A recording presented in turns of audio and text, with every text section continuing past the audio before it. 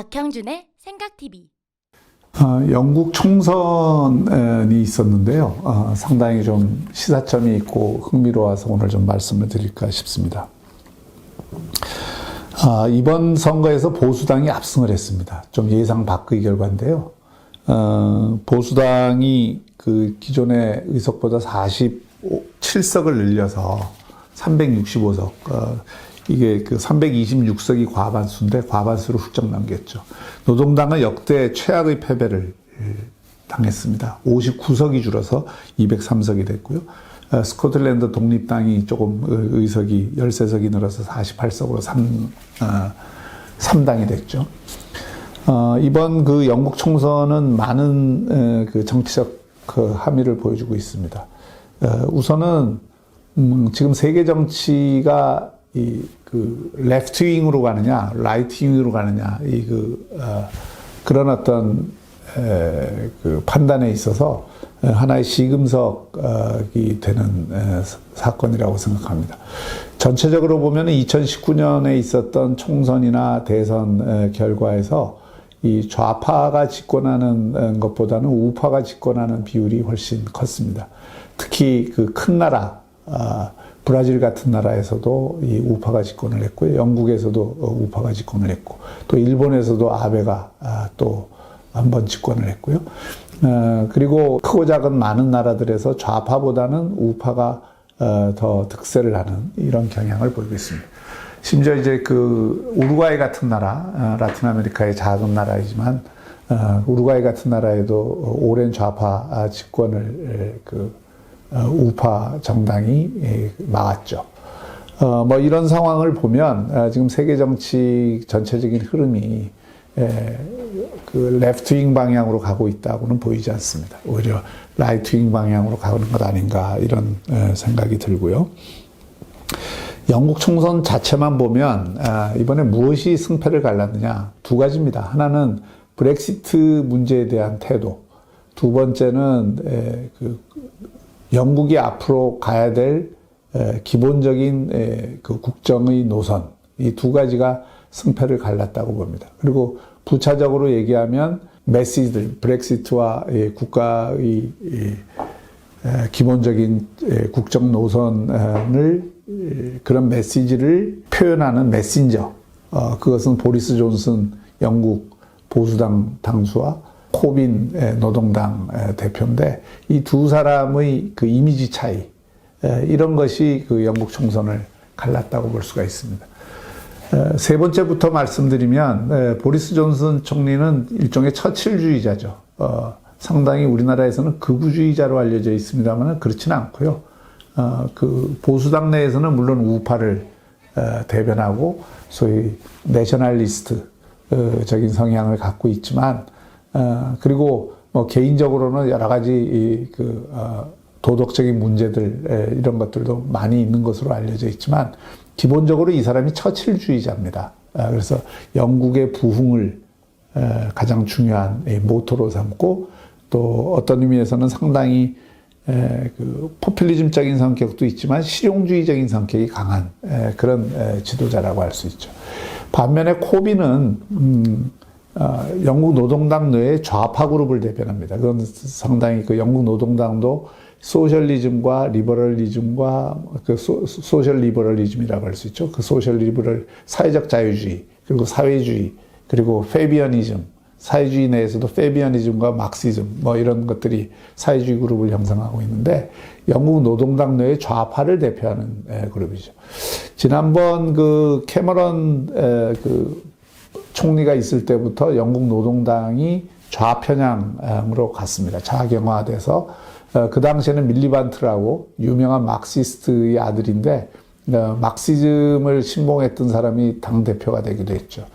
코빈도 일종의 그 막시스트 그룹과 긴밀히 연결이 되어 있는 좌파 그룹의 대표라고 할 수 있고 그 자신이 사회주의자죠. 이번에 코빈이 내걸었던 국정의 노선을 보면 명백히 사회주의적인 노선입니다. 철도, 우편, 에너지 이런 분야에서의 어떤 국유화를 내걸었죠. 전통적인 사회주의 노선이죠. 이것이 국민들한테는 고개를 갸우뚱거리게 만들었습니다. 그리고 그 연장선상에서 소위 그 등록금, 대학 등록금을 무상으로 하겠다든지 또는 부자들의 증세를 대폭 하겠다든지 또 각종 이제 무상복지들을 강화하는 그런 그 정책들을 백화점식으로 내놓았죠.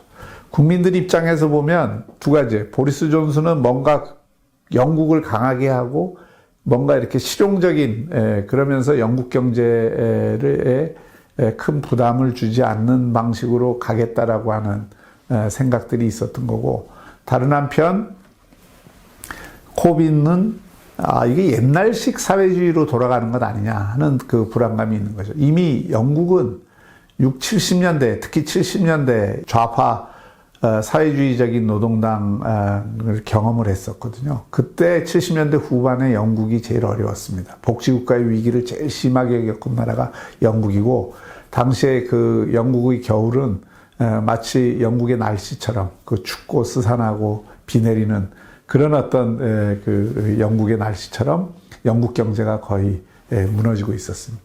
또 이 각종 철도를 비롯해서 파업은 계속 일어나고 있었고, 그 혹독한 겨울을 뚫고 나온 지도자가 대처고, 그래서 80년대 이후에 대처가 그 철의 여상답게 새로운 어떤 자유주의 노선을 내걸고 그 강력하게 싸워서 영국 경제를 사실은 살리는데 굉장히 기여를 했죠. 그래서 영국 경제가 80년대에 제가 영국 갔을 때 그 영국은 침침했습니다. 제조업이 거의 다 죽어 있었고, 영국이나 뭐 그 글래스고나 여러 지역의 그 제조업의 그 영화들이 다 무너지고 영국 경제가 살아남기 힘든 거 아니냐 이런 비관론이 우세했는데, 그 뒤로 대처리즘 그리고 토니 블레어 그리고 캐머런 이렇게 거치면서 영국이 살아났어요. 지금 영국을 가보면 런던은 가장 세계에서 활력 있는 도시로 변모했습니다.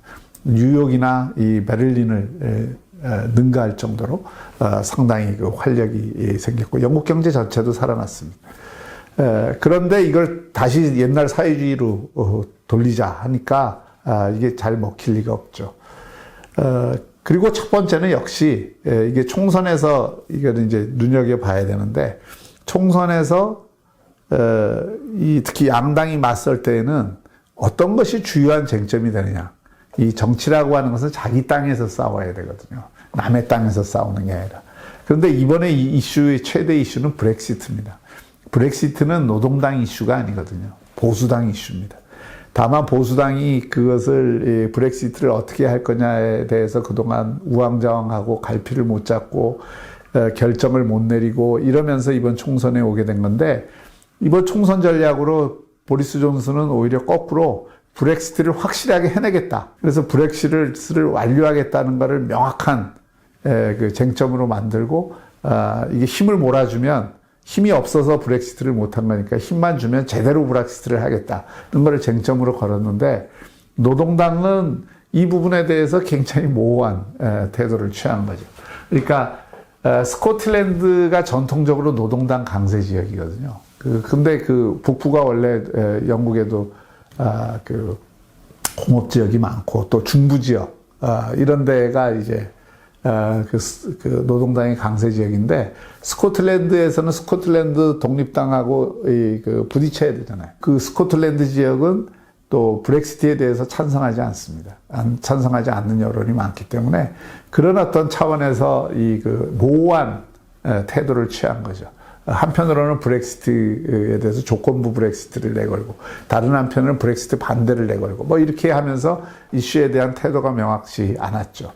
거꾸로 보리스 존슨은 명확한 쟁점을 가지고 자기 땅에서 싸울 수 있는 그런 이 정치 환경을 만든 겁니다.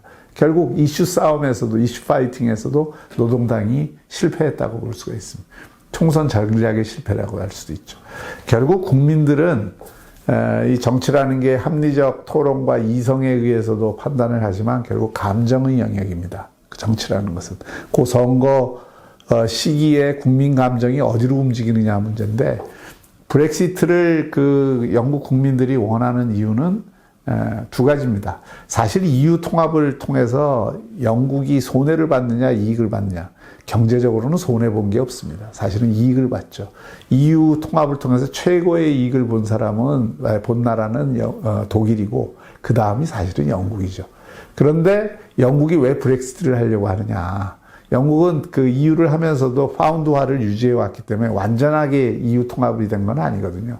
근데 그 하려고 하는 이유는 EU가 이런저런 규제를 많이 하니까, 또 유럽의 본토 국가들은 사회민주주의 국가들이 많고 영국은 사회민주주의라기보다는 상당히 영미자본주의라고 보통 우리가 하잖아요. 상당히 시장 자율성이 높은 나라인데 이러저러한 어떤 이 규제, EU 차원에서 이루어지는 규제가 싫었던 거죠. 이런 측면들이 있기 때문에 이제 브렉시트를 한 측면도 있고, 또 하나는 EU라는 체제로 가져갈 때에는 독일, 프랑스 중심으로 이게 갈 수밖에 없다. 영국은 한 발 떨어질 수밖에 없다. 이것이 이제 영국을 브렉시트를 추구하게 하는, 그러니까 영국의 내셔널리즘, 과거 제국의 영화를 항상 그리는 영국의 입장에서는 EU의 한 나라로 들어가기보다는 독립적으로 그 영국이라는 나라를 키우는 것, 다시 말하면 내셔널리즘으로 가는 게 맞다. 이런 전략적인 그 입장이 있고, 국민 감정을 움직이는 것은 그런 것보다도 이 EU를 통해서, EU 통합을 통해서 사실 개방적인 체제를 유지하다 보니까 많은 이민 노동력 또는 그 외부로부터 이 문화적으로나 또는 경제적으로 영국 사회의 어떤 순수한 전통, 이런 것들이 무너지는 것에 대한 이 불만, 경제적인 밥그릇을 뺏긴다는 그런 피해의식도 있지만, 사실은 영국이라고 하는 사회가 갖고 있는 오랜 전통을 중시하고 공동체의 습속을 유지하고, 그 속에서 어떤 영국이라고 하는 사회, 영국이 굉장히 보수적이잖아요. 그러니까 그 영국이라고 하는 사회의 독특한 특질을 유지하려고 하는 그런 그 경향들이 있는데, 이것이 EU 통합이나 이런 너무 지나친 개방 체제로 무너지고 있다는 것에 대한 불안감, 이런 것들이 복합적으로 작용한 거라고 볼 수가 있죠. 그래서 이런 그 국민들의 감정이 사실 브렉시트에 대해서는 다수가 찬성하는 것으로 가고, 브렉시트와 EU 잔류론자들이 여론이 팽팽하긴 하지만 어쨌든 간에 결론을 빨리 내리는 게 좋다 하는 쪽으로는 국민들이 다수가 동의를 하는 거죠. 또 이 일을 해내기 위해서는 노동당처럼 지금 뭐 이렇게 입장도 모호하고 또 이 정책도 구시대적으로 가려고 하는 이런 것보다는 확고한 정책을 갖고 있는 보수당이 더 낫다, 이런 판단을 국민들이 할 것이라고 볼 수가 있습니다. 결국 총선이나 대선과 같은 큰 선거에서 이슈를 무엇으로 잡느냐, 그리고 그 이슈가 국민들 감정을 어떤 식으로 결집을 시켜내느냐, 이것이 대단히 중요하다고 볼 수 있죠. 총선이 얼마 안 남았습니다만은 지금 자유한국당을 비롯해서 이 보수 또 야당 전체에서 고민해야 될 것은, 과연 총선에서는 어차피 정권 심판론이 먹힐 수밖에 없는데, 그 정권 심판론을 어떻게 강력하게 먹힐 수 있도록 하느냐. 그 강력히 먹히게 하려면 그 메신저, 그 이슈를 제기하고 그 이슈를 관철시키는 메신저가 매력이 있어야 됩니다. 그것은 정당, 그리고 그 정당을 대표하는 인물들이 국민들에게 호소력을 가질 수가 있어야 되고, 또 그들이 단순히 정권 심판뿐만이 아니라 지금 무너져가는 한국 경제나 외교나 안보 이런 것들을 다시 살릴 수 있다는 희망을 줄 수 있어야 되거든요. 그런 희망을 줄 수 있는 전략을 가져오지 않으면 안 됩니다. 사실은 통합도 그래서 중요하고 쇄신도, 혁신도 중요한 것이죠. 영국 총선으로부터 이런 점들을 분명히 배워야 된다.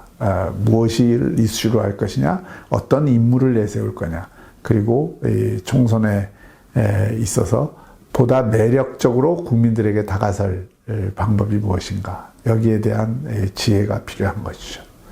감사합니다. 구독하기와 알림 설정으로 박형준 교수의 생각을 가장 먼저 확인해 보세요.